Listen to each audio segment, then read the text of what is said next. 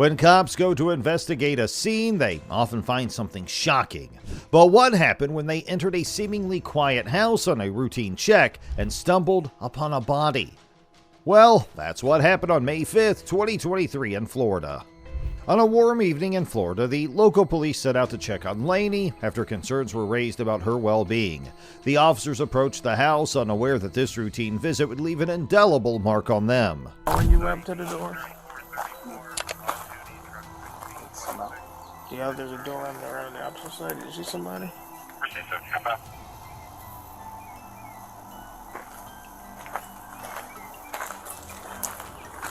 The other side reeks bad.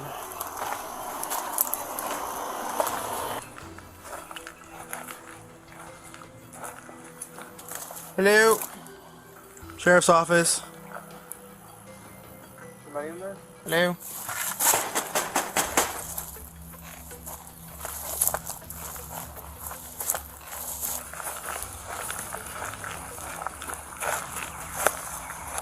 Saying I'll bring him back or whether it's just The air was still, the silence of the house hanging heavily around them. Yet, there was a scent that didn't belong, a telltale sign that the officers knew all too well. In Florida, the codes crackled over the radio, each number a different story. But Code 7 was one they hoped never to encounter. It was the scent of death, unmistakable and heavy. The place looked like a mess, with a strange smell lingering. The cops inquired about Lainey at the neighbor next door. No, I do. I know it's come out you just ask the neighbors, I guess, if they see anybody. Is that Reese right there, right? A little bit. Watch your hand. Yeah, I saw him. But the couple hasn't seen them for a while. The neighbors also mentioned not hearing any commotion lately. In that household, arguments were the norm, so the absence of shouting was odd. Have you seen Lainey recently? The girl? Yeah, next door neighbor. Just the guys over there. When's the last time you seen them? Him, he usually walks up and down the road, but her, I haven't seen her in a while. How long would a while be? Days, months? Day or two. Couple days. Three Yeah. 3 days or something like that. When's the last time you seen the boys? Yesterday. Okay, so nobody today. Mm-mm. Have you heard any fighting, anything in the last 2 days? Any When's the loud last time you commotion? seen her? I know it would be not abnormal for you to hear yelling and screaming coming from over there. So. No. Nothing. No, We're kind of new to the neighborhood, too. So Yeah. Oh, okay. There's been a lot different things going on here, so it's weird. We're not used to it. no, more quiet. Yeah. I used to live right down there behind the Circle K in Cleveland, Dalewood. Yeah. Oh, That's yes. nice and man, that's so cool back there. You don't worry about nothing. You know what I mean? It's nice and quiet. I know all the neighbors held 50 years, boy. They come up here and all kind. This is just way different from me, but I'm doing good. All right. That's all that matters, that you guys are doing good. Yeah. So if we hear or see anything, Just call the number right there. That's the non-emergency number. If you see Lainey or any Yeah, of the her boys. sister's looking for her and she's not able to get a hold of her, so that's why we're out. Then the officers also asked another neighbor. A few weeks because the tent wasn't there, and the tent showed up and then he was around. So Right. Any commotions or anything in the last couple days or no before like then? yelling or fighting or anything like that. Nothing? We hear. They're pretty quiet for the most part, but Okay. the most I see out of the dude is just like sometimes he walks up and down the road. Today he was riding a bike. So Do you know what color bike it was? The police had been searching outside a property for about half an hour. They were left with no choice but to consider breaking in. Just as they were about to do so, something unexpected happened. A man finally came out who seemed to have been asleep. He claimed he hadn't heard the knocking.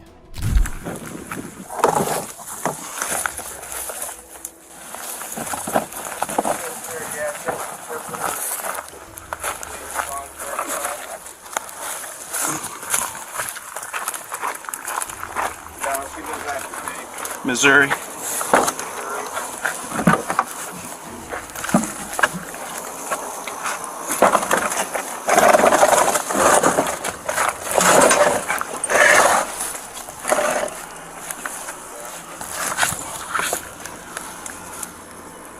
What do you see, Jose? No. Nothing. The kitchen's over there. So, but I can't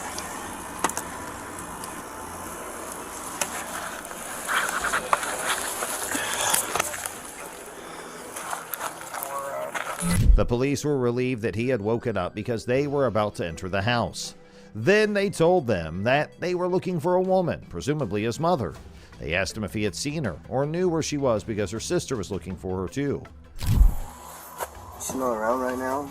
Do you know where she's at? His sister's asking for her. She's not in any trouble or anything like that. The guy seemed dazed, but was eventually roused. Inquiring about the whereabouts of their mother, they emphasized she wasn't in trouble. The last sighting of her was days ago. Her absence raised suspicions, especially as the son inside appeared unconcerned. Despite the extensive search efforts, the son claimed ignorance. It was clear to the police that something was off. The man had slept through their search and seemed clueless when questioned. He just sat on the steps looking suspicious. Days at a time? Sometimes. Where does she usually go? Does she have a favorite place where she likes to go when she's not home? Not that I know of. The conversation took a turn as the cops probed about the mother's usual absences. The guy admitted it was sometimes normal for her to be gone for days. However, there were no unusual details shared about her last departure. The police want to make sure the mother isn't hiding somewhere in the house. They ask the son to lead the way inside. The son agrees, but he doesn't have a key to the house. He usually locks the door behind him and waits for his mother to come back and open it. The police notice another door, but it's barricaded with a garbage can and some other stuff. The son explains that he usually enters the house by climbing through a window. The police find this suspicious and question him about it. He understands how this looks, but insists that he's telling the truth. The police are left to wonder if the mother is really not home or if there's more to the story than what the son is telling them. They can't help but think that the situation is too convenient. It's not my house. Huh? I can't tell you no. Okay.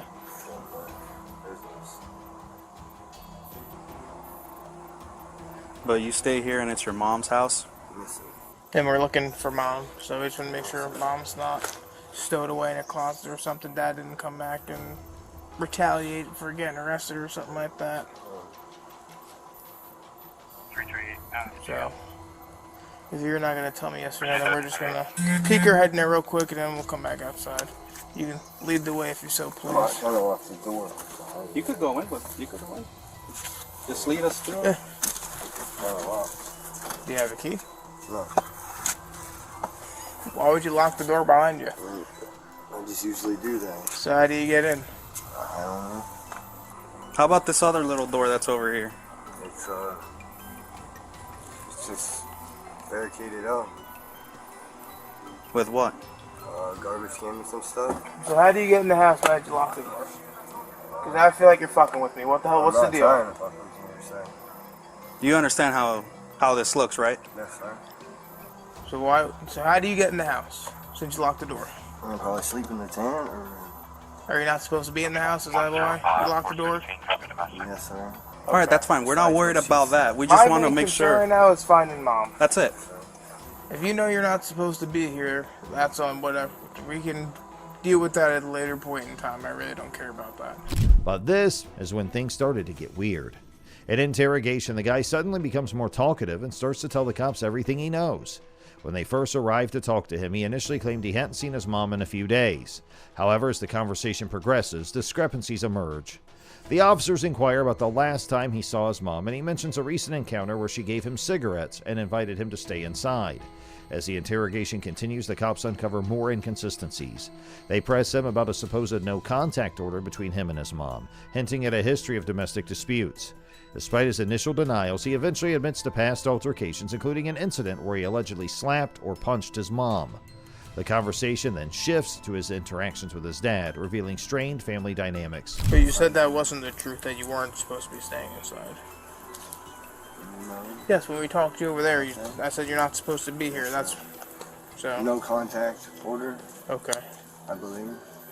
Do you know if it's still active or no? No, sir. Okay. I imagine it might. I don't know for sure. I figured if she told me I could come and stay with her, and I don't know. Okay. What is there no contact order between you and mom for? We got into a dispute. She said I slapped her, I punched her. So battery? Yes, sir. Okay. That's just- Domestic stuff.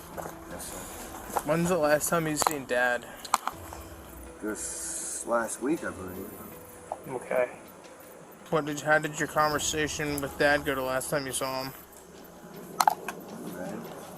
Bad? It wasn't bad. It wasn't bad.